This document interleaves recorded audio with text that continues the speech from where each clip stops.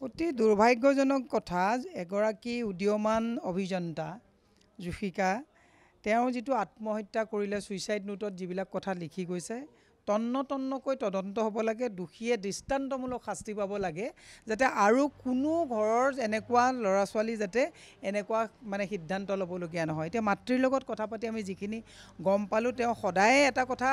মাকক আহি কয় যে মা মোৰ বহুত প্ৰেছাৰ আছে মোৰ কাম কৰাত প্ৰেছাৰ আছে তেওঁৰ লগত থকা যিকেইজন তেওঁৰ ওপৰৰ মানে অফিচাৰ তেওঁলোকে বহু ধৰণৰ মানসিক যন্ত্ৰণা বহু দিনৰ পৰা তেওঁক দি আহিছে গতিকে এইটো অত্যন্ত দুৰ্ভাগ্যজনক কথা মই মুখ্যমন্ত্ৰীক কৈছোঁ আমি আগতে জোনমণি ৰাভাৰ যেতিয়া হত্যা কৰা হৈছিলে সেই ক্ষেত্ৰতো বহুত মাত মাতিছিলোঁ যোৱাকালিৰ পৰা বহুতে মোক প্ৰতিক্ৰিয়া বিচাৰিছে প্ৰতিক্ৰিয়া কক দিম এইখন চৰকাৰেতো কাৰো প্ৰতিক্ৰিয়া নলয় গতিকে মই মুখ্যমন্ত্ৰীক এটা কথা কৈছোঁ য'ত 12 mm ৰড লাগিব লাগে তাত 8 mm ৰড লগোৱাৰ এটা এষ্টিমেট বনাবলৈ দিছে মানে 8 mm লগাই 12 mm এষ্টিমেট বনাব দিছে আৰু আজিকালি মেধাৱী ল'ৰা ছোৱালী যিবিলাক নতুন প্ৰজন্মৰ ইহঁতে কৰাপশ্যনটো ভাল নাপায় আৰু তেওঁ নিজে বুজি পাইছিলে যে মই যদি এই ফেক বিলখন বনাওঁ অনাগত দিনত মোৰ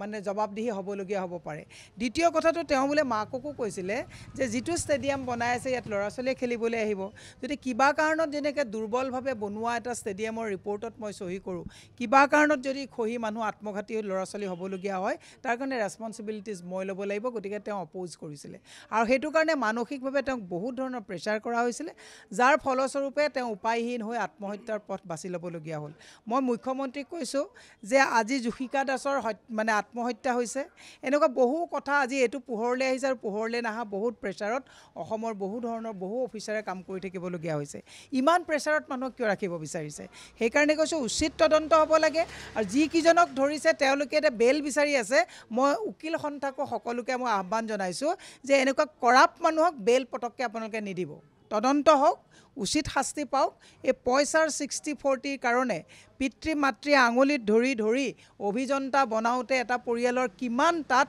আয়ুস আৰু টোপনি ক্ষতি হয় মই মাতৃ হিচাপে বুজি পাওঁ গতিকে যাতে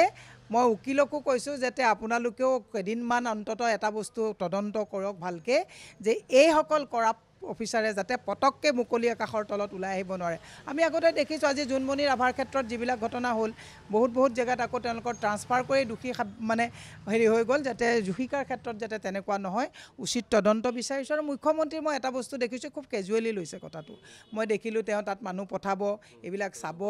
তদন্ত কৰিব কিন্তু মুখ্যমন্ত্ৰীয়েতো ৰাস্তা দি গৈ থাকোঁতে কেঁচুৱা দেখিলে ঐ বাবা তো ঐ ভাগিন বুলি যায় জুফিকাৰ ঘৰলৈ আহি পেলাই মাতৃৰ হৃদয়ৰ কান্দোন শুনিবলৈ আহিব কিয় নোৱাৰে তেওঁতো নিজৰ ডিপাৰ্টমেণ্টৰ মানুহ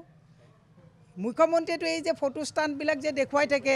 একদম ধুনীয়াকৈ বাচ্চা দেখিলে ৰাস্তাত নানান কাম কৰি থাকে চকুৰালীকোতো আপোনাৰ এইবিলাক টুপি চুপি পিন্ধাই পেলাই পলিটিকেল ষ্টাণ্ট লয় আজি জুফিকাৰ মাকৰ বুকুৰ বেদনা শুনিবলৈ কিয় অহা নাই জোনমণি ৰাভাৰ ঘৰটোতো যাবলৈ তেওঁ হিম্মত গোটাব নোৱাৰিলে গতিকে কৰাপশ্যন যেতিয়া নিজৰ পৰা সৃষ্টি হয়